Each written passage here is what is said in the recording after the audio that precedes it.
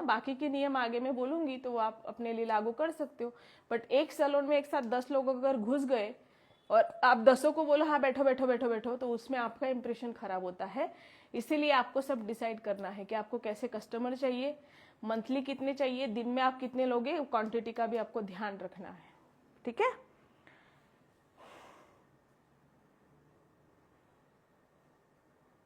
जो इन्फ्लुएंसर है वो कैसे करे घर और होम सर्विस कैसे करे?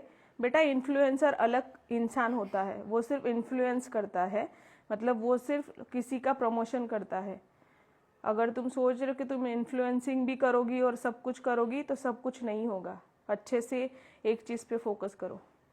होम सर्विस सही है क्या मैम, करना चाहिए क्या नहीं, वो तो आपके ऊपर डिपेंड करता है। आपको अगर लगता है कि आप सैलून नहीं खोल सकते या फिर आप सब कुछ एक साथ सैलून में नहीं कर सकते, या आपके पास उतना जितना रिक्वायर्ड आपको प्लेस चाहिए वो आपके पास नहीं है, ठीक है, तो आपको होम सर्विस करना चाहिए, क्योंकि जगह ही नहीं है अपने पास में सैलून खोलने के लिए। एक छोटा सा रूम भी अलग से स्पेशल नहीं है, बहुत लोगों के पास नहीं होता है। आपके घर में 2 ही रूम है जिसमें आपके फैमिली में ऑलरेडी 6-7 लोग हैं, तो आपको अलग से रूम भी कौन देगा? और आप उसमें अगर आपको रूम दे भी दे तो आप दूसरी चीजें कैसे मैनेज करोगे? तो सिंपल सी बात है, उस टाइम पे आपको होम सर्विस करना चाहिए। कोई चीज गलत नहीं है, आपको घर में सैलून चलाना गलत नहीं है, घर में पार्लर खोलना गलत नहीं है, आपको होम सर्विस देना गलत नहीं है, कुछ चीज गलत नहीं है। आप मेहनत कर रहे हो और आप पैसा कमा रहे हो, उसमें कुछ गलत नहीं है।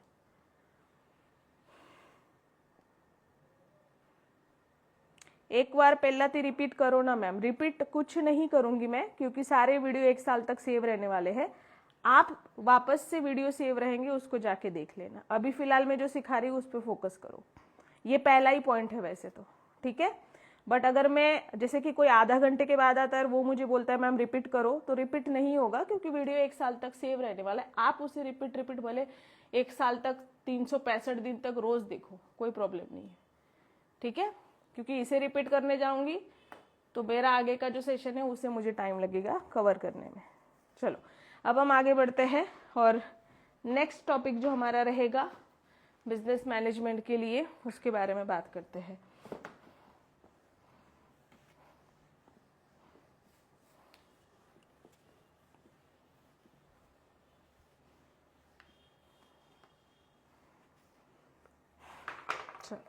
सो हमारा जो दूसरा पॉइंट है वो ये है कि आपको सबसे मेन बात इस बात का ध्यान रखना चाहिए, फाइनेंशियल मैनेजमेंट। फाइनेंशियल मैनेजमेंट होना बहुत जरूरी है।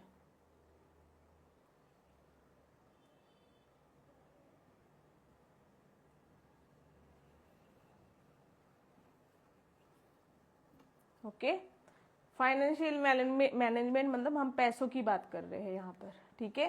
पैसों का हम बात कर रहे हैं, जो फाइनेंशियल मैनेजमेंट है हम पैसों की बात कर रहे हैं, ठीक है। मनी की हम बात कर रहे हैं कि मनी आपको कैसे मैनेज करना चाहिए, किस तरीके से आपको कौन सी बातों का ध्यान रखना है, ठीक है। तो सबसे पहले तो आप जो भी सैलून खोल रहे हो ना, आपको बजट का ध्यान देना है। ये आपका मेन पॉइंट है कि हमारा जो बजट है उसको हमें ध्यान में रखना है, ठीक है। अब बजट में आप क्या क्या ध्यान रखोगे तो उसमें क्या क्या आता है उसके बारे में बात करते हैं।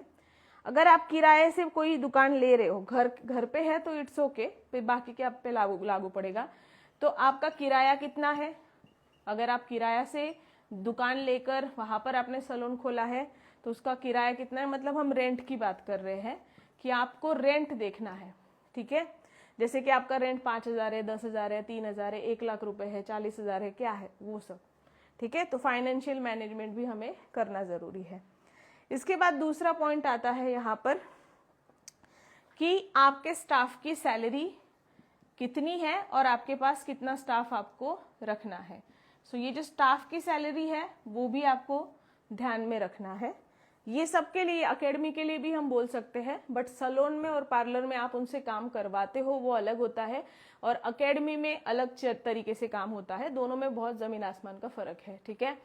सो अगर आप चाहो, अगर आपकी सिर्फ अकेडमी चला रहे हो तो वो उस पर भी लागू कर सकते हो कुछ चीज़ें, बट यहाँ पर सलोन में और अकेडमी में आप अपने स्टाफ से काम करवाते हो। कैसा काम?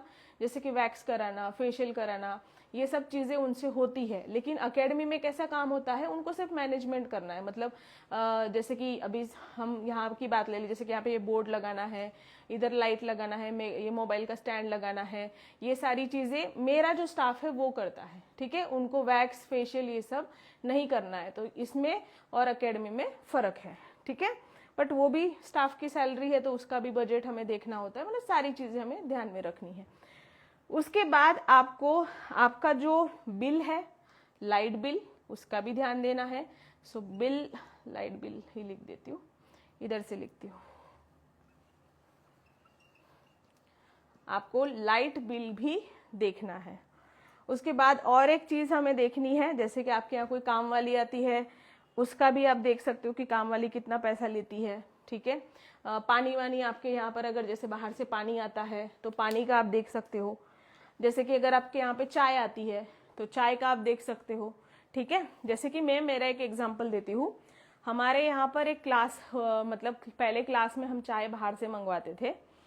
तो जैसे कि एक हमारा क्लास था जिसमें हम हमारे स्टूडेंट को तो 7 दिन का हमारा स्टे फूड हमारे तरफ से ही देते हैं, ठीक है। बट जैसे कि एक हमारा क्लास ऐसा था जिसमें स्टूडेंट शायद 26 स्टूडेंट थे, और जो 7 दिन का क्लास था उसके बाद जब चाय वाले भाई साहब का बिल आया तो चाय वाले भाई साहब का बिल था 12,000 रुपये, ठीक है। तो ये जो 12,000 रुपये का बिल है वो सही है या नहीं है? इतने लोगों के बीच में 7 दिन के क्लास में चाय का बिल 12,000 रुपये आना, तो मुझे ऐसा लगा कि 7 दिन में 12,000 रुपये चाय का देना, या फिर लाइट बिल 7 दिन में कई बार 15,000, 10,000, 12,000, 20,000 तक आ जाता है। तो वो सब भी हमें देखना है कि हम जो इनकम, हमारी जो अर्निंग हो रही है उसके सामने हमारा कितना पैसा जा रहा है। तो उसमें सबको देखना होता है, उसमें स्टाफ की सैलरी भी होती है, उसमें अगर आपका सलोन या